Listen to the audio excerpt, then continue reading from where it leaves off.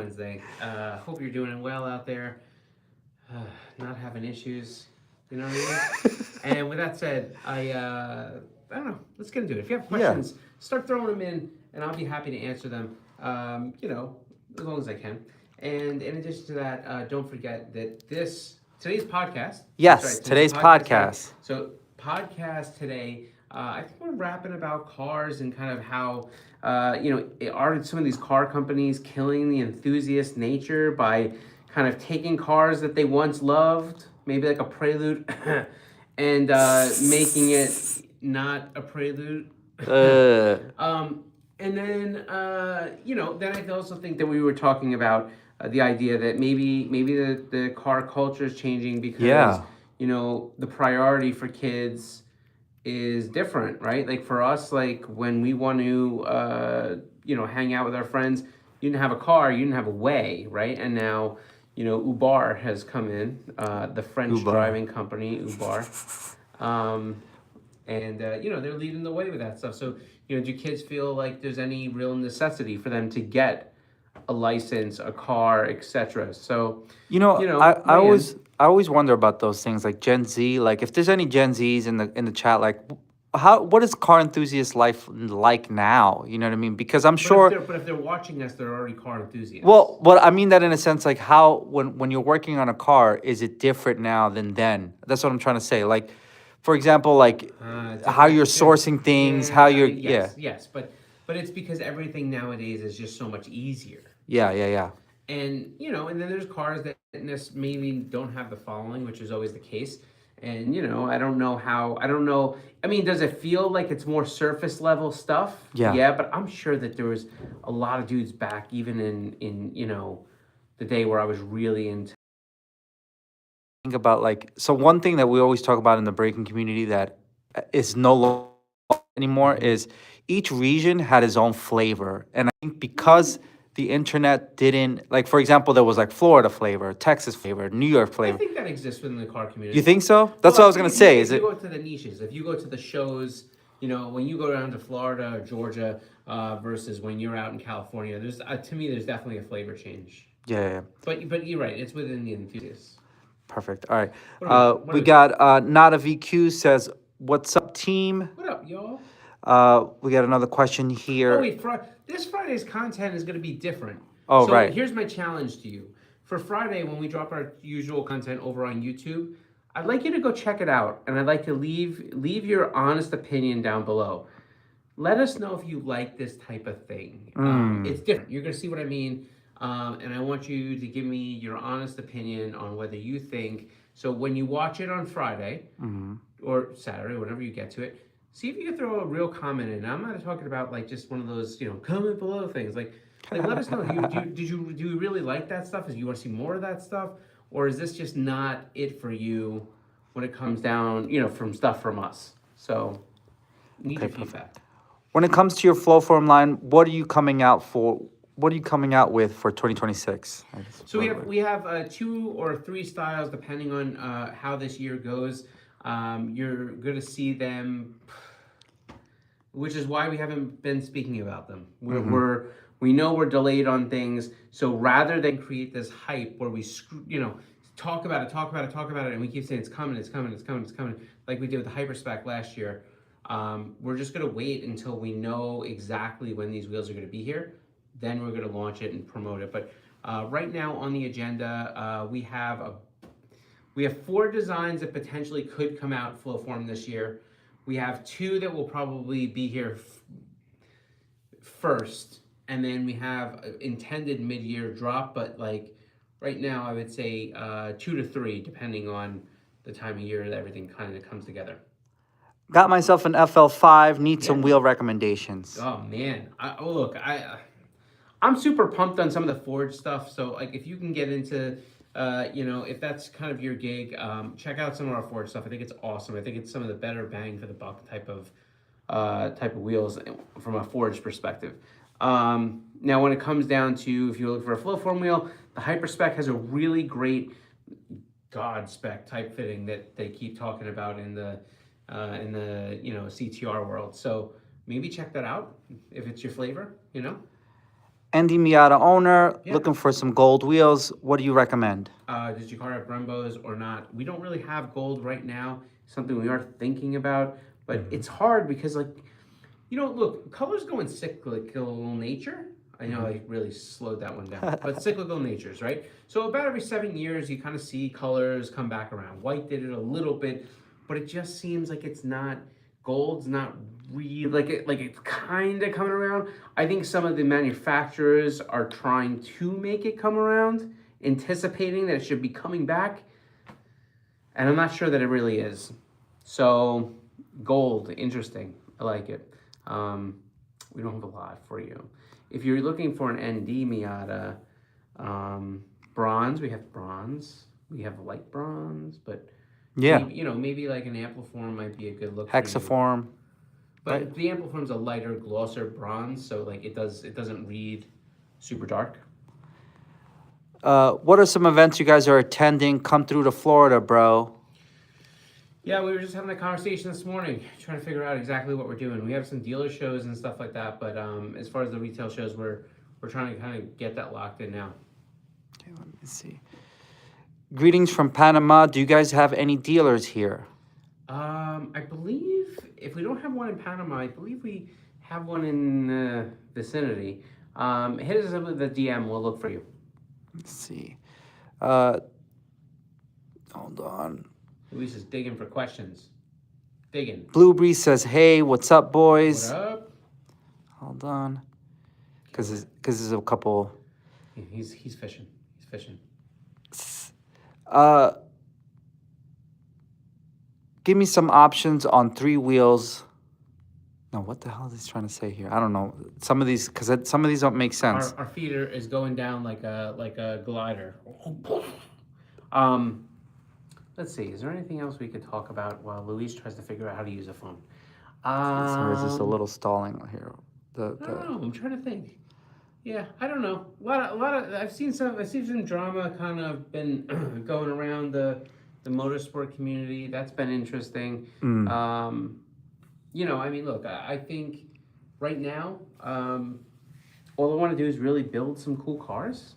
You know what I mean? Got a lot of parts for some of my projects continuously coming in. A lot of delays on parts. What's going on with that? Yeah. Has anybody else noticed that? Yeah. I feel like I've ordered a bunch of parts, whether it be intercooler, fab stuff, whatever, and I just feel like I see everything on back order, and when I order it, a lot of times it'll be like, oh, it's going to be to you, within 3 to 5 days, and next thing you know, I get something, and it's like, won't be here to the end of March. And I'm like, damn. Okay. That's it. 5-star 20-inch dually rims for my GM 2005 Duramax dually. Nice. Listen, cool truck. Very, very cool. We don't have that, but I mean, still very cool. Hey guys, this is CLTFB6 on my photo page. What's up, man? What up? Hey, I really like the Jimmy Broadband episode. Bring back Jimmy Broadband. Yeah, Jordy Broadbent. Jimmy Broadbent. Sorry. So he was. I gotta tell you, like, that was one that Max had done some contact. He knew Jimmy Broadbent, and I really didn't. I kind of felt a little silly for not knowing about him. But I'm not a huge gamer, and I think that could have been part of the reason why.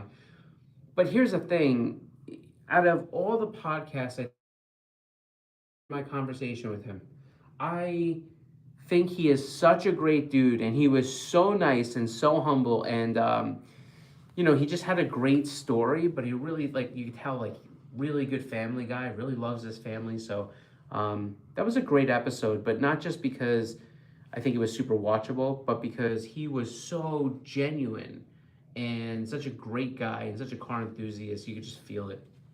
Perfect. Yeah. Loaded question, but what exactly is flow forming? So look, we have videos of this on our website. You can go look, but basically flow forming is essentially taking a wheel that's casted at a narrower width than the end result. So maybe we cast it at 18.8 and it's going to go to 18.11. And what we basically do is we spin this wheel under heat. There's a drum inside, and then there's these dies, and basically these dies go down the side of the wheel and they kind of run along the drum, and they're essentially compressing the material, right? They're compressing the material, the same type of thing that happens in forging, where we're tightening up the grain structure of the wheel, which allows us to use less material because the tensile strength has increased. So that's kind of what flow forming is. That happens all in the barrel, but it is a sizable amount of weight savings that we can usually, kind of find. And then in addition to that, look, it opens you up for some other properties. More elongation, which is how much a wheel can flex before it could enter into a cracking issue. That's great for the street and different things where you're taking a lot of potholes or you're doing a lot of curb checking on the track. Has a lot more shock resistance, and with the entire increase in tensile strength, you also get the ability to make a lighter weight wheel. Now, I will tell you something that's pretty interesting because this has come up lately. This is kind of like a little bit the more you know, The more you know. I know, with the little star shooting through the sky and the rainbow. So here's the deal. Elongation is a pretty interesting subject. It's the idea that a wheel or a metal can flex and return to its given position before it would ever enter into a breaking point, right? Like at some point, you bring something up or you impact it hard enough, it's going to crack or break, and it doesn't really matter what it is. Maybe something that's severely high load rated, that's really, really thick in material, has more kind of ability to resist against some of the shocks, but that elongation is really what you use there. Now, what happens is, especially on wheels like a high performance wheels or wheels that are meant to be lightweight wheels, you have this elongation that exists, and there is a life cycle to how many times that material wants to go up and then come back down and return to that position, right? That elongation. So people will see things like, on the inner edge of a wheel or different things. They're called radial fatigue cracks. You'll start to see a little tiny crack go up the barrel. That is because your wheel has been flexed so many times. So if you're continuously driving over potholes or really, really, really rough terrain over and over and over again, you do it for a few years, let's say, that wheel may get to the point where it runs into that fatigue point. And that's why we always are encouraging inspections. And it's not just us. BMW had a huge issue with a bunch of their OE wheels with the same type of thing.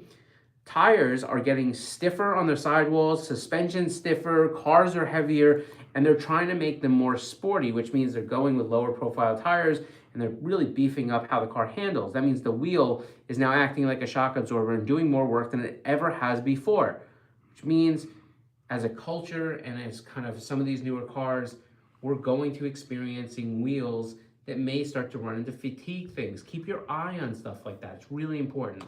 Perfect. Can I get one of those flags in the back there? And also, when are we going to get some new Konig gear? Gear, I think they're working on. I think we did one shirt already. I think there's another shirt that they're working on. When it comes down to this flag, I don't think you can get this flag, but we do have Nabori flags, and I believe they're on the website. If they're not on the website, they should be because we talked about it before, but we'll check that out. But we have cool Nabori flags, which are nice for the garage and stuff. That's it? Yeah. All right, well, listen, if there's no other questions, we'll begin to get out of here. Thanks for hanging out with us. We always appreciate it. Don't forget that you can catch us live every Wednesday, 2 p.m. Eastern. This isn't a random thing. We kind of do it. We have been doing it for like 4 or 5 years at this point. That's crazy. In addition to that, on Friday, I'm going to ask a favor of you all. Go to our YouTube channel. Check out the new piece of content that we'll drop. If you guys want to hit the notification bells to make sure that you get those little pop-ups when we drop a piece of content, that's dope. But if you haven't gotten subscribed, that'd be awesome too. But we're dropping something different. We usually drop a piece of content every Friday, if you didn't know that. And on Friday, we're going to be dropping a piece of content that's different for us. And I think it's cool, but I would like to have your opinion. So if you could just give me an honest feedback in the comments on Friday's piece of content, that'd mean a great deal to me, just so we know whether we should do another one, right? So there's that. Podcast is going to be just about, half an hour's time or so, over on our YouTube channel, KONIG Wheels USA. Also, wherever podcasts are found, you can find our podcast, the KONIG Behind the Wheel podcast. And today's podcast is on kind of the, what's happening with these OE manufacturers. Are they taking the joy out of these cars for enthusiasts? And is the enthusiast changing to the point where, Yeah. they're just not into it? You got one more? Last one, because I think it's a good question to end it with. Okay. Do you remember the first time you saw a build in the wild on Konigs? I don't know that I remember the first time, but I also, when I started, like 20 years ago, I don't know, it's weird.